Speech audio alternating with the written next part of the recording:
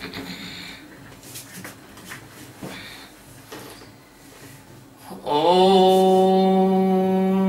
ब्रह्मानंदं परमसुखदं केवलं ज्ञानमूर्तिं द्वन्द्वातीतं त्रिगुणरहितं तस्मैवादिलक्ष्यम् एकं नित्यं विमलमचलं सर्वदि साक्षिभूतं भावातीतं गगनसदृशं सद्गुरुं तं नमामि। ओम गुरु ब्रह्मा गुरु विष्णु गुरुदेवो महेश्वरः गुरु साक्षात् परब्रह्म तस्मै श्री गुरुवे नमः। ध्यानमूलं गुरुमूर्ति पूजामूलं गुरुपदम् मंत्रमूलं गुरुर्वाक्यं मोक्षमूलं गुरुकृपा। सद्गुरु भगवान की जय, स्वामी जी महाराज की जय। शिवम। ये श्रीमद् भगवद गीता के 7वें अध्याय का 19वां श्लोक है। श्लोक ऐसा कहता है कि बहुनाम जन्मनामन्ते ज्ञानवानामा प्रपद्यते वासुदेवः सर्वमिति सा महात्मा सुदुर्लभः।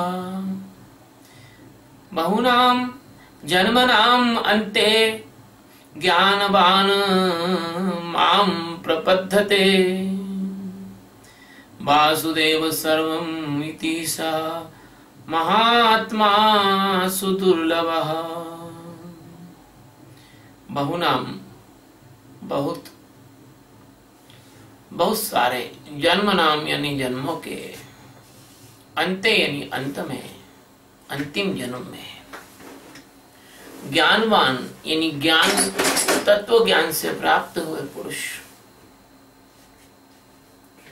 माम यानी मुझको, प्रपंतन्ते यानी बसता है, वासुदेव यानी वासुदेव ही है, सर्वम यानी सब कुछ, सब में, इति यानी इस प्रकार, महात्मा यानी महान पुरुष, महान आत्मा, सुदुर्लभा बहुत दुर्लभ है, बड़ी मुश्किल से कोई मिल पाता है। बहुत जन्मों के अंतिम जन्म में तत्व ज्ञान को प्राप्त पुरुष, सब कुछ वासुदेव ही है, वासुदेव के सिवा अन्य कुछ भी नहीं है, इस प्रकार यह मुझको बसता है। वह महात्मा अत्यंत दुर्लभ है। बहुनाम जन्मनाम बनते हैं। भगवान श्री कृष्ण सच्चिदानंद परमात्मा अनंत अनंत कोटि आकाश गंगाओं के एकमात्र आधार, अधिष्ठान और एकमात्र मालिक,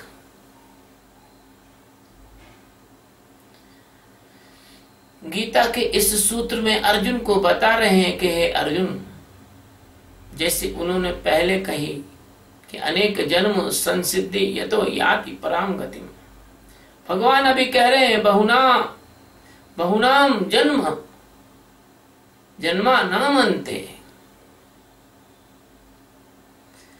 हजारों लाखों जन्म, करोड़ों जन्म लेने के बाद भगवान ने बहुना नाम इसलिए कहा, कोई एक फिक्स संख्या किसी प्राणी की होती नहीं।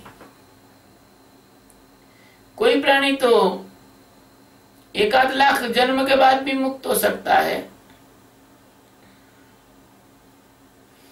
कोई प्राणी तो 84 लाख जन्म के बाद भी मुक्त हो सकता है, कोई प्राणी तो 84 लाख योनियों में 84 बार जन्म लेने के बाद भी मुक्त नहीं हो सकता। तो बहुना नाम एक अर्थ बहुत छुपा हुआ है कि बहुत से, बहुनाम यानी बहुत से, जन्म नाम अंते, बहुत सारे जन्मों के अंत में जो अंतिम जन्म है उस मनुष्य का, जब से अब वो जन्म नहीं लेगा, उसका अंतिम जन्म है। जैसे जड़ भरत का अंतिम जन्म था, जैसे जनक का अंतिम जन्म था, जैसे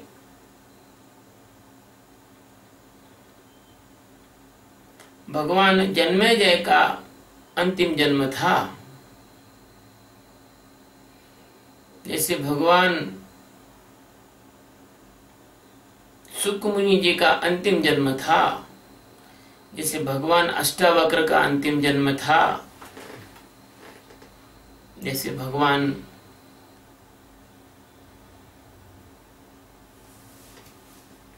कपिल, संदीपनी, भगवान विदुर, भगवान अर्जुन, इन सब के पहले भगवान इसलिए लगाया जा रहा है कि भगवत्ता को प्राप्त हो गए। जो भगवत्ता को प्राप्त हो जाता है वो भगवान हो जाता है। जानत तुम्हें तुम्हें हो जाई। तो जिनका अंतिम जन्म होता है, अनंत जन्मों के बाद अंत के जन्म में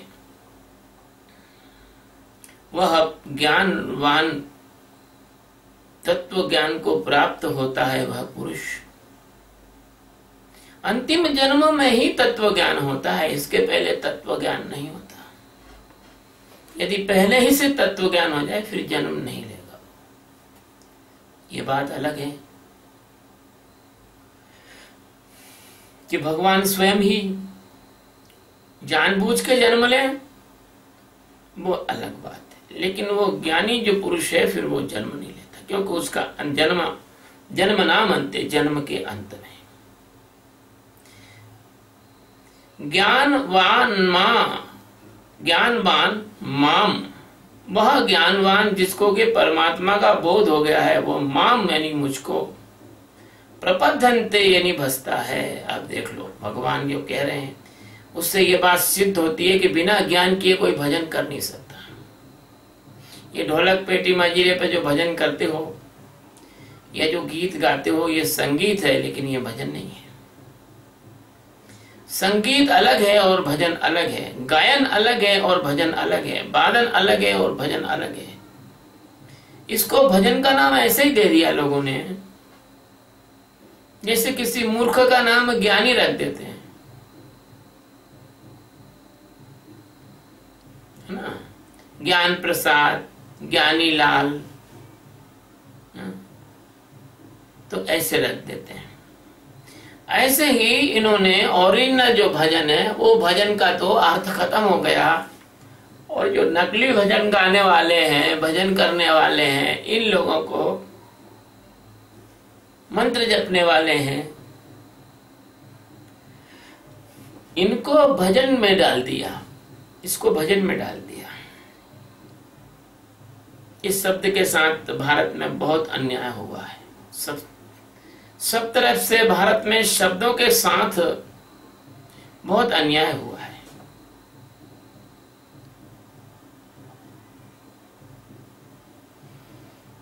तुमने शब्दों के विषय में बहुत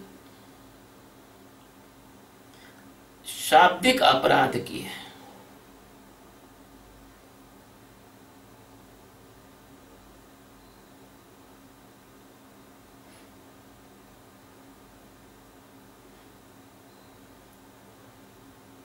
अब देखो हाथी कितना बड़ा जानवर होता है, तुमने उसका नाम हाथी रख दिया। हाथी हाथ में आ जाए इतना हाथी थोड़ी होता है जो हाथी रख देना।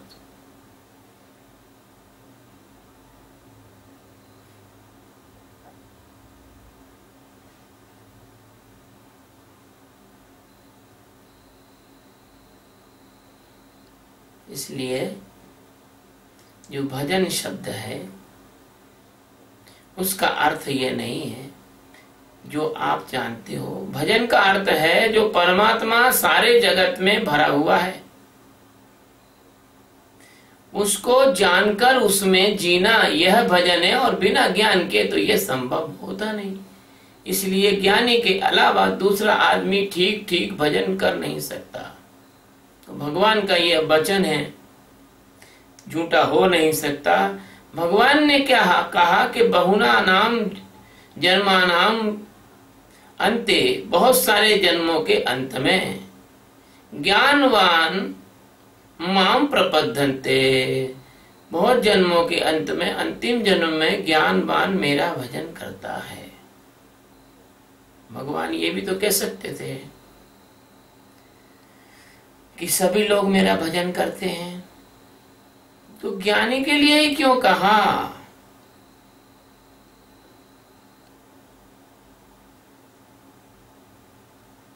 भगवान कहते हैं भजन कैसा? फिर जब ज्ञानी जो है भगवान में स्थित होकर जो भरा है जगत में, उस परम तत्व में खड़ा होकर जीता है, इसको भजन कहा है भगवान ने। तो उसको अगले लाइन में और स्पष्ट किया है। भगवान ने कहा है वासुदेव सर्वमिति,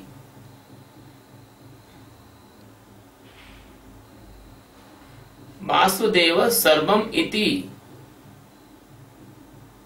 वासुदेव का अर्थ ही ये है, जो देव जो है, जो देवता है, परम देवता जो बस रहा है, सब में बसा है, जो उसको कहते हैं वासुदेव। जो सब में बसा हुआ है, जो सब में होकर सबको जानता है, कहते हैं ना सब में हम शिवो हम। जो परमात्मा सब में बसा है आत्मा के रूप में, आत्मदेव और वासुदेव पर्यायवाची शब्द है। वासुदेव सर्वम इति, सब कुछ वासुदेव ही है, सब कुछ सच्चिदानंद परमात्मा ही है। उसके अतिरिक्त जगत में कुछ है ही नहीं, उसके सिवा कुछ है ही नहीं। ऐसा व्यक्ति तत्व से जान लेता है। ऐसा पढ़ने से, किताब पढ़ने से, अब मैं कह रहा हूं आप मान जाओ, ऐसा नहीं, मत मानो। आपको देखना है। जब तक आप नहीं देखोगे, जब तक आपको आत्मा का बोध नहीं होगा, तब तक अगर मेरी बात आप मान भी जाओगे तो ये भी आडंबर ही हो जाएगा, ये मिथ्या हो जाएगा। बात को मत मानो, बात को जानो। वेदांत कभी ये नहीं कहता कि मान जाओ, ईमान ले आओ, स्वीकार कर लो, रियलाइज कर लो। वेदांत कोई रिलीजन नहीं है, कोई ऐसा वेदांत कोई धर्म नहीं है कि तुम मान लो साहब, मान लो नहीं तो हम गर्दन पे तलवार रख देंगे, मान लो। ऐसा नहीं कहता वेदांत। ऐसा नहीं कहता कि मान लो तो हम तुमको 1 करोड़ रुपया दे देंगे, 50 लाख रुपया दे देंगे। ऐसा वेदांत नहीं कहता। वेदांत ऐसा नहीं कहता कि मान लो तो हम तुम्हारे छोरा छोरियों की शादी करवा देंगे, तुम्हारे लड़के को पढ़ा के डॉक्टर बना देंगे। वेदांत ऐसा नहीं कहता। वेदांत कहता है बिल्कुल मत मानो, मानने की जरूरत नहीं है। हम यहाँ अंधे पाड़े बनाने के लिए नहीं आए लोगों को, हम तो यहाँ पर हंस और परमहंस बनाने आए, आँख खोलने आए।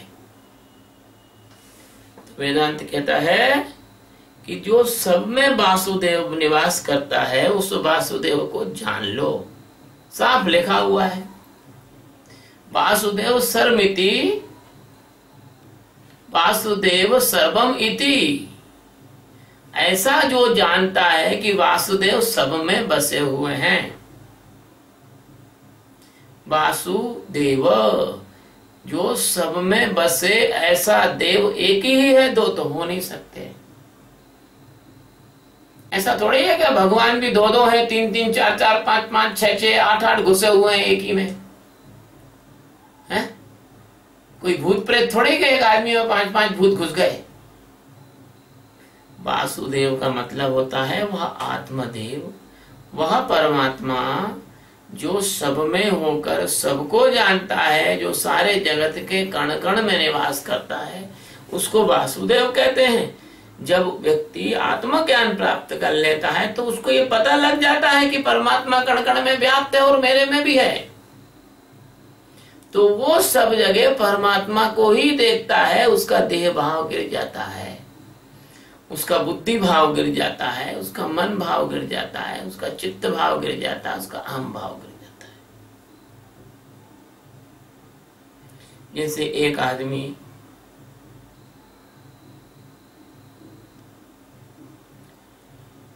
जंगल में कहीं जा रहा हो, झाड़ी वाड़ी में, और तुम उसको डराने के लिए एक कागज का शेर वहां खड़ा कर दो, तो जब तक उसको पता नहीं है कि कागज का शेर है तब तक तो डर जाएगा वो, और जैसे ही मालूम होगा वैसे ही वो उसका भय चला जाएगा, उसको पता लग जाएगा कि नहीं ये मिथ्या है। ऐसे ही जब व्यक्ति संसारी होता है, अज्ञानी होता है, तब वो तुम्हारे कागज के शेरों में और तुम्हारे भयों से डरता है, वो क्योंकि उसको पता नहीं होता कि परमात्मा सब जगह। और जिस दिन उसको आत्मज्ञान होता है, आत्मबोध होता है, तब वो भगवान की सर्वव्याप्तिता को देख लेता है, तो फिर डरता नहीं है। वो अपने शरीर के छूटने से भी नहीं डरता, किसी प्रकार की हानि लाभ से नहीं डरता। वो तो फिर भगवान में निवास करने लग जाता है। वो प्रपद्धन्ते माम प्रपद्धन्ते, भगवान का भजन इसी ढंग से करता है जैसे कबीर साहब ने कहा है कि भजन में कैसे करता हूं। कबीर साहब ने ये बताया भजन में कैसे करता हूं, तो उन्होंने कहा मैं भजन ऐसे करता हूं कि साधु भाई सहज समाधि भली, मैं सहज समाधि में रह के भजन करता हूं। जादिन से गुरु प्रताप जाग्यो, दिन दिन अधिक चली। मेरे गुरु महाराज ने कृपा की और मुझे ये सहज समाधि, ये आत्मज्ञान, ये वासुदेव सब में है, इस बात का बोध कराया। तो अब मैं जो खाता हूं तो भोग लगाता हूं, और मैं सोता हूं तो दंडवत प्रणाम करता हूं उस परमात्मा वासुदेव को, क्योंकि मैं सोता हूं तो मैं भी वासुदेव हूं, जहां सो रहा हूं वो भी वासुदेव है, जहां मेरा सिर रखा है वो भी वासुदेव है।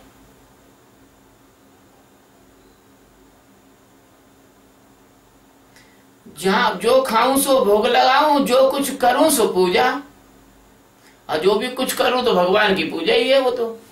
क्योंकि जब भगवान सब में व्याप्त है तो एक एक कण में व्याप्त है, तो मैं जिस भगवान को ही उठा रहा हूं, भगवान को ही रख रहा हूं, भगवान से ही खेल रहा हूं, भगवान का ही काम कर रहा हूं, भगवान से ही, भगवान ही मेरे अंदर, भगवान ही मेरे बाहर, भगवान ही पानी में, भगवान ही रोटी में, भगवान ही सब जगह। पूरा जीवन भगवत्तमय हो जाता है। कबीर साहब कहते हैं जा दिन से गुरु प्रताप जाग्यो, दिन दिन अधिक चली। जो खाऊं सो भोग लगाऊं, जो कुछ करूं सो पूजा, जहां लेटूं तो करूं दंडवत, काम न लागे दूजा। यह ऐसे देवियां भजन गाती हैं कि करूं किस भांति आवाहन के तुम सर्वत्र व्यापी हो। करूं किस भांति आवाहन के तुम सर्वत्र व्यापी हो। चढ़ाऊं क्या तुम्हें भगवन बनाया है सभी तुमने। आज हम इंटरनेट पे थोड़ा देख रहे थे तो एक भाई ने पोस्ट डाली थी। उसने लिखा था कि पहले तो आदमी भिखारी बन के भगवान से धन वगैरह मांगता है जाके, अब वो धन उसको मिल जाता है तो अपने आप को इतना बड़ा समझ लेता है कि भगवान को धन देने लग जाता है। वो बात बड़ी अच्छी है, काश अज्ञानियों को समझ में आ जाए। भगवान ने दिया है, तुम भगवान को क्या दे सकते हो। ये शरीर भी तुम्हारा भगवान की दी हुई भेंट है। तो ये वासुदेव है, सब में जो बसा है। देखो क्या वासुदेव के बारे में कितनी बढ़िया बड़ी बात कही। भगवान गोरखनाथ जी कहते हैं कि साची बात कहूं मेरे अब्दू, साची करनी करके तू। चीटी में नानो बन बैठो, हाथी में बनो मोटो तू, और बालक बन के रोवण लागो, राखण हारो तू को तू। ऐसा है, भगवान सब में इस ढंग से व्याप्त है। बस दृष्टि बदलने की बात है, दृष्टि ऐसे नहीं बदलेगी। हमारे महापुरुषों ने कहा है कि सह दृष्टि सृष्टि, पर दृष्टि ऐसे नहीं बदलेगी, संकल्प से नहीं बदलेगी। संकल्पों के पार जाके आपको मन बुद्धि चित्त अहंकार के परे खड़े होकर देखना पड़ेगा। अभी तुम पहाड़ की तलहटी में हो, तुम्हें पहाड़ की चोटी पे खड़े होकर देखना पड़ेगा, तब वो विराट दिखेगा तुम्हें। जैसे हम हिमालय जाते हैं, और हिमालय में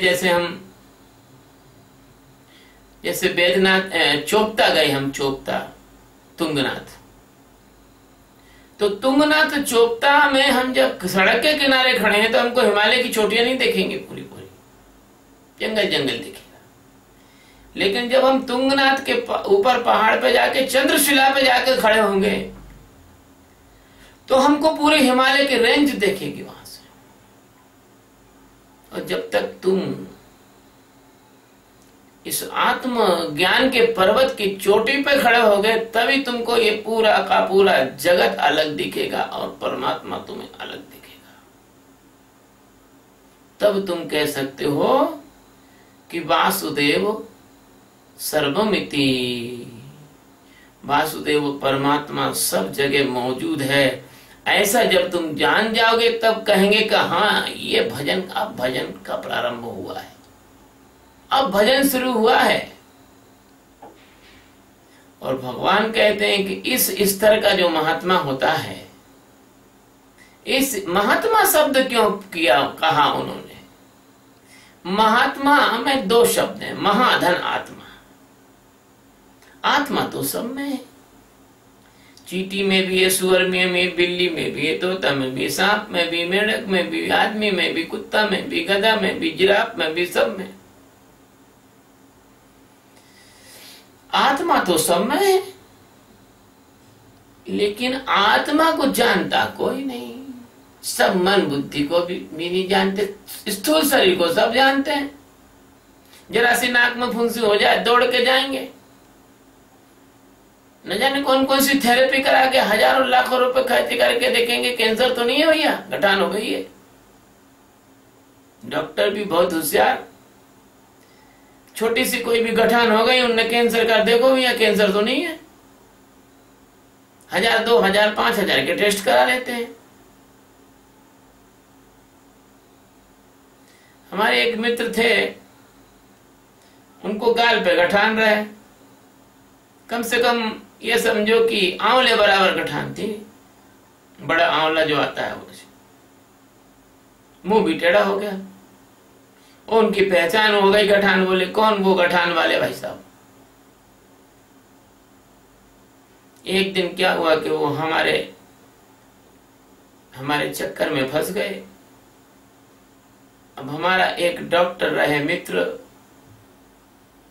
डॉक्टर अधिकतर संतों से मिलते हैं क्योंकि वो सोचते हैं कुछ पाप माप हो जाता है संतों से मिलने से, हो सकता है कुछ क्षमा हो जाएगा, और संतों के शिष्य तो पेशेंट भी मिल जाएंगे। डॉक्टर ने कहा, मैंने कहा डॉक्टर साहब से इनकी गठान निकलवाना, बोले बिल्कुल क्लिनिक पे आ जाओ निकाल देंगे। डॉक्टर ने फट से बैग में से एक पर्चा निकाला और फट से उन्होंने 5 टेस्ट लिख दिए। मैंने कहा डॉक्टर साहब सुनो। बोले क्या? ये 5 मास टेस्ट वेस्ट बिल्कुल कराने की कोई जरूरत नहीं, तुम तो डायरेक्ट चीरा लगाओ, गठान निकालो, घाव को मवाद वगैरह सब निकाल के और टाँके लगा दो। बोले गुरुजी कैंसर भी हो सकता है। मैंने कहा नहीं है कैंसर, हो सकता है ना, नहीं है कैंसर। जो इलाज उनका 40,000 रुपए में होने वाला था, वो इलाज उनका 800 रुपए में हो गया। डॉक्टर थोड़ा कुछ तो लेगा, 800 रुपए उसने लिए। तो कहने का तात्पर्य यह है कि तुम्हारे शरीर में जरा सी गड़बड़ हो जाती है तो तुम हजारों लाखों रुपए खर्च करते हो, जो शरीर तुम्हारा मुश्किल से 90-100 साल चलेगा। लेकिन जो तुम्हारा सूक्ष्म शरीर है इतना बीमार है कि मैं बता नहीं सकता हूं। इस दुनिया में 100 में से 90 आदमी का सूक्ष्म शरीर बीमार है, 90 आदमी का। वो भी मैंने बहुत कम बता कर दी, हो सकता है 95 आदमी भी है। अलग अलग जगह पे ये रेशो अलग अलग है। कुछ देशों में 100 में से 100 ही के शरीर सूक्ष्म शरीर बीमार है। कुछ देशों में 100 में से 100 के भी सूक्ष्म शरीर बीमार है। अब मुझसे पूछ लो कि भैया सूक्ष्म शरीर की बीमारी क्या है, तो ये सूक्ष्म शरीर की बीमारी नहीं है तो क्या है कि तुम दूसरों से छल कपट करते हो। अरे ये सूक्ष्म शरीर की बीमारी नहीं है तो क्या है कि तुम दूसरों से झूठ बोल के उनसे पैसा लेने की कोशिश करते हो। तुम किसी लड़की से प्रेम करना चाहते हो, भले ही सुंदर नहीं है, तुम तो उसके झूठी बोलते हो, अरे तेरे जैसी तो सुंदर दुनिया में कोई नहीं है, देख तो तेरी नाक कितनी अच्छी है, इतनी अच्छी नाक तो श्रीदेवी हेमा मालिनी के पास भी नहीं है। कितना झूठ बोलते हो, अंदर से जानते हो कि ये कुरूपा है लेकिन झूठ बोलते हो।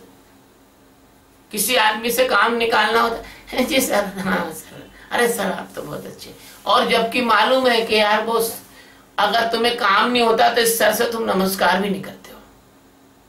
तुम कितने बीमार हो, तुम लोगों को धोखा देते हो, तुम लोगों से कपट करते हो, तुम लोगों से छल करते हो, तुम लोगों की परवाह नहीं करते कि किसी के घर में से तुम किसी से नाजायज पैसा ले रहे हो तो उसके बाल बच्चे के काम आएंगे, कभी उसके बेचारे बच्चे, तुम पैसा छीन लोगे उसके बेचारे बच्चे फल नहीं खा पाएंगे, दूध नहीं पी पाएंगे। कहीं से भी पैसा लाओ, अगर ये काम कराना है इतना पैसा लगेगा, तुम ऐसे बोलते हो, हमें मतलब नहीं, इट इज योर मैटर, ये तुम्हारा मैटर है, यूं बोल देते हो। तुम बीमार नहीं हो तो कौन है? तुमसे बड़ा पागल और निर्दयी हत्यारा कौन है? अगर कोई बीमार आदमी, किसी को गंभीर रोग हो जाए, वो इलाज कराने किसी अस्पताल में चला जाए, सरकारी अस्पताल में, तो उसकी कोई कदर है ही नहीं है। अगर कोई ढंग के अस्पताल में जाना जाए तो प्रवेश करते ही उस आदमी से 35-40 हजार रुपए जमा करा लिए जाते हैं। नहीं ऑक्सीजन की जरूरत तो भी उसमें मास्क लगा दिया जाता है। किसी वकील के पास छोटे मोटे केस को चले जाओ। अभी हमारा एक शिष्य का पत्नी से झगड़ा हो गया, वो एक वकील के पास गया, यहीं इंदौर में, नाम बताना ठीक नहीं है। वो 1 लाख रुपया मांगने लगा जरा सी बात के कि 1 लाख रुपए मेरी फीस है। भारत का कोई संविधान है कि नहीं है कहीं पर? वकील ने जो बोल दिया वही उसकी फीस है। अब उसने ये नहीं सोचा कि जो लड़का का केस है वो लड़का बेरोजगार है, कहां से लाएगा 1 लाख रुपया? उसका बाप देगा 1 लाख रुपया उसको जरा से केस के लिए, जो कोई पति पत्नी के झगड़े की फीस 1 लाख रुपया है। और हम तो देखो तुम लोगों को इतना अपूर्व ज्ञान दे रहे हैं तो कोई फीस ही नहीं ले रहे। तो तुम्हारे सूक्ष्म शरीर बीमार हैं कि नहीं है तुम तय कर लो। आदमी सुबह से उठता है, नहा धो के तैयार होता है, प्रोफेशनल आदमी कहते हैं उसको, प्रोफेशनल आदमी है, साफ सेल्समैन है, वो सामान बेचेगा, मैनेजमेंट करेगा, कुछ भी करेगा, ऐसी गोल घुमा के बात करेगा, सामने वाले आदमी को मोहित कर लेगा। एक बार हमारे ये जो देखो ना आप, जो बीमा करने वाले लोग हैं, सामान बेचने वाले लोग हैं, सरकारी लोग हैं, ये सुबह से शाम तक लोगों को बेवकूफ बनाकर अपनी जेब भर कर लाते हैं। तो सूक्ष्म शरीर तुम्हारा बीमार है कि नहीं? तनख्वाह के अलावा तुम लोगों को ठग के पैसा कमाते हो, सूक्ष्म शरीर तुम्हारा बीमार है कि नहीं?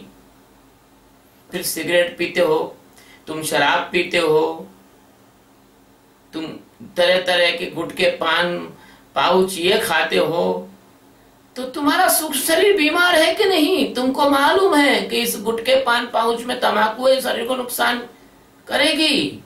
ऊपर लिखा हुआ है, सिगरेट के पैकेट पे लिखा हुआ है, शराब पर लिखा हुआ है, फिर तुम पी रहे हो। इसका मतलब तुम्हारे स्थूल शरीर का बेचारे का क्या दोष है? स्थूल शरीर तो नहीं कर रहा, पिलवा रहा तुमको, उसके अंदर बैठा हुआ है सूक्ष्म शरीर पिला रहा है। इसलिए जो ज्ञानी है, ज्ञानी होना इसलिए दुर्लभ है कि आदमी अपने स्थूल शरीर से मुक्त नहीं हो पाता है, सूक्ष्म शरीर से मुक्त नहीं हो पाता है।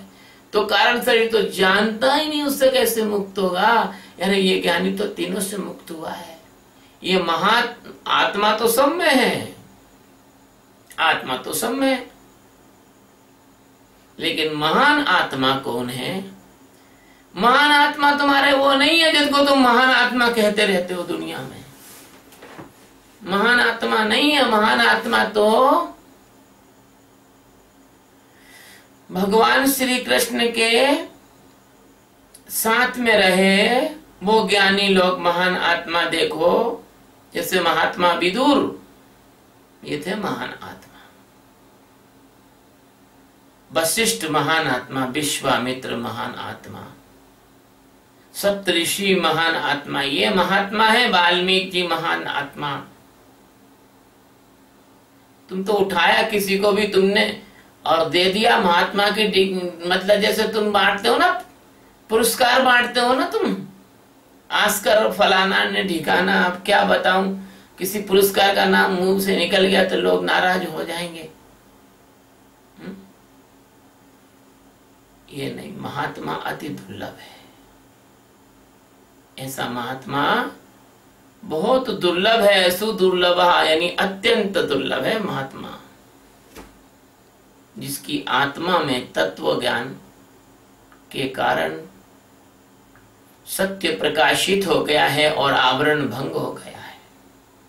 जो स्थूल शरीर, सूक्ष्म शरीर और कारण शरीर तीनों से अलग होकर परमात्मा में खड़ा हो गया है, वो महात्मा है। जिसने भगवान को तत्व से जान लिया है, वो महात्मा है। जो ये अच्छी तरह जानता है कि परमात्मा हर जगह है, वो महात्मा है।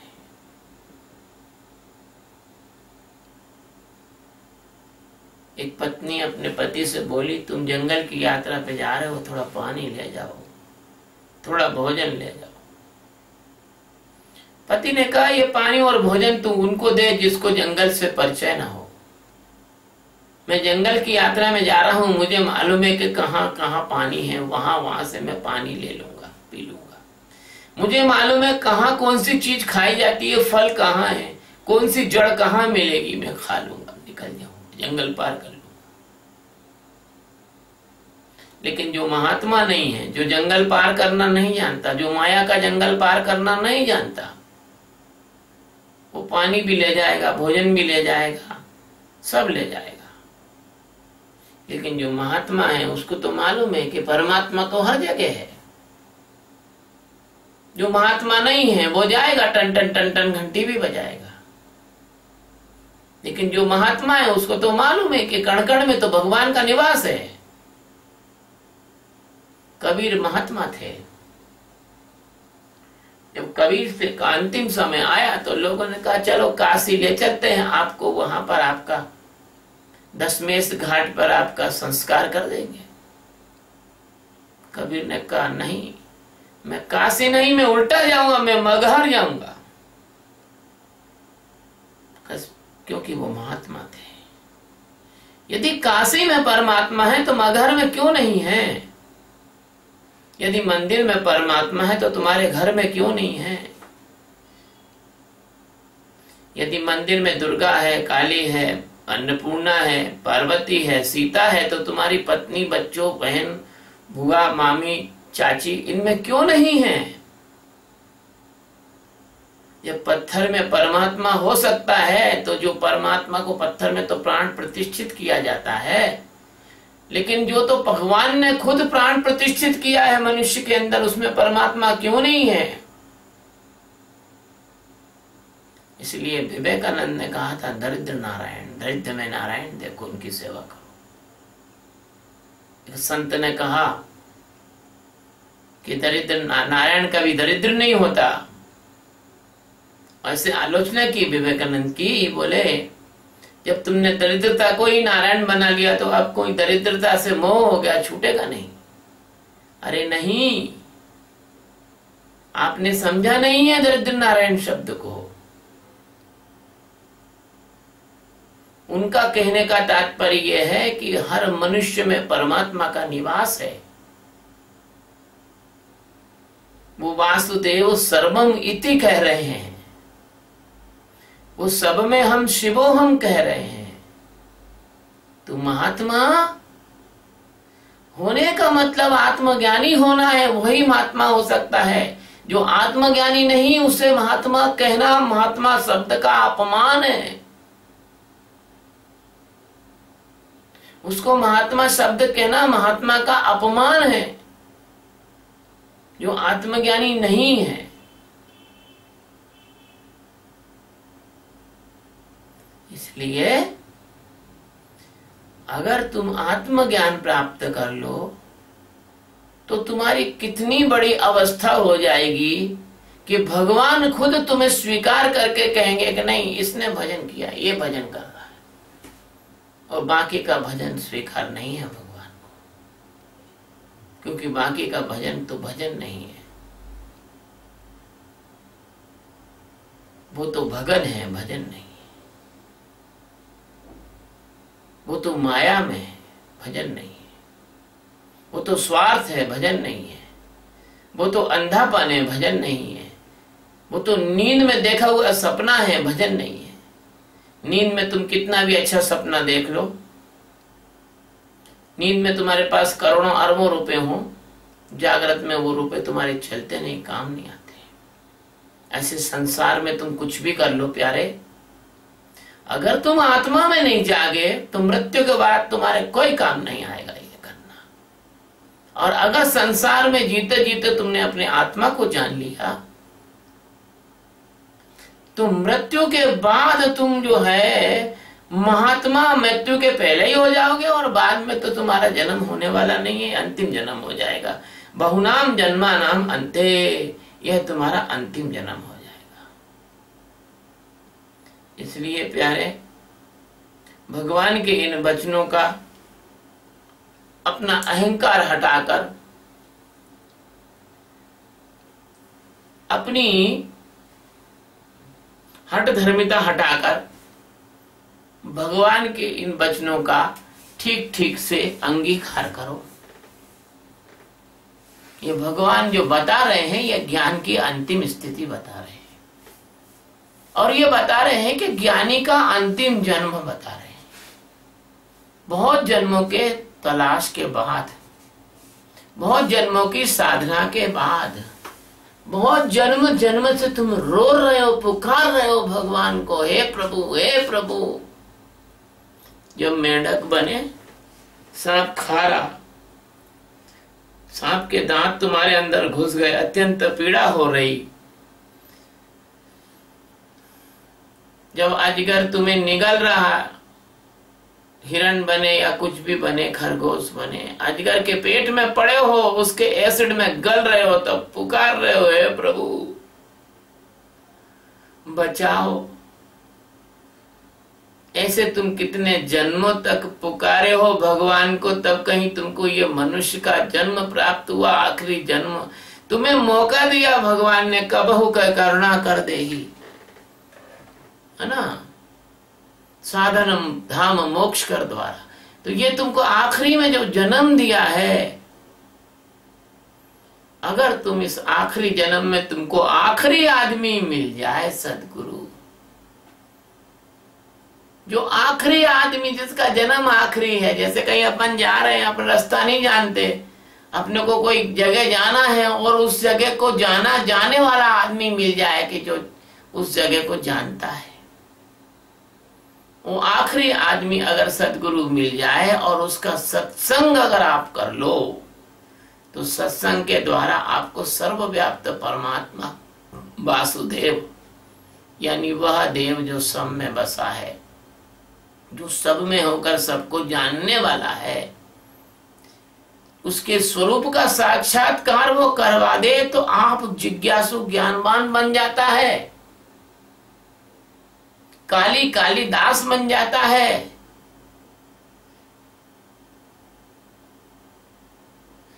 कौवा हंस बन जाता है।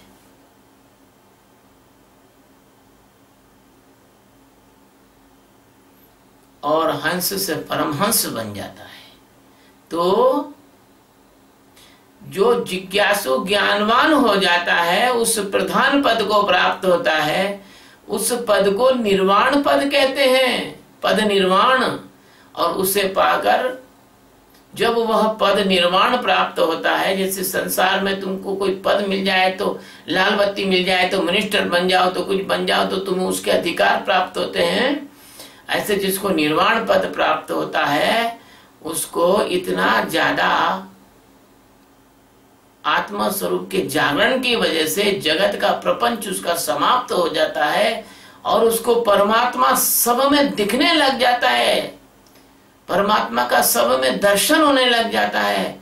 ऐसा व्यक्ति महात्मा कहलाता है।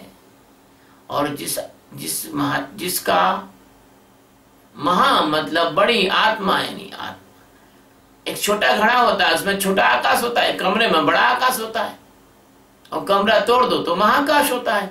ऐसे उसके अंदर जगत, पूरे जगत में बस एक ही आत्मा, एक ही आत्मा, एक आत्मा का दर्शन होता है, उसको महात्मा कहते हैं। इसी को एकात्म बोध भी बोलते हैं।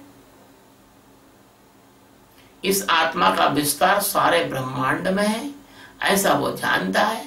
और ऐसा जानना बहुत दुर्लभ जानना है, इसलिए भगवान ने उसको महात्मा कहा है, क्योंकि उसे पहचानने की आंखें जगत के पास नहीं है। उसको पहचानने की आंखें चाहिए तो किसी सद्गुरु के पास तुम्हें जाना पड़ेगा। और सद्गुरु के पास जाओगे और वह तुमको जागरण का ध्यान सिखाए, साक्षी का ध्यान सिखाए, सच्चिदानंद ध्यान सिखाए, वो ध्यान तुमको सीखना ही पड़ेगा यदि तुम्हें महात्मा बनने की ओर जाना है। और नहीं तो घातमा तो दुनिया भर के बने हुए हैं, महात्मा की जगह घातमा, लोगों में घात लगाने वाले। इसलिए भैया सद्गुरु भगवान की कृपा से ये 19वां श्लोक पूरा होता है, जितना आवश्यक है आपके लिए और जितना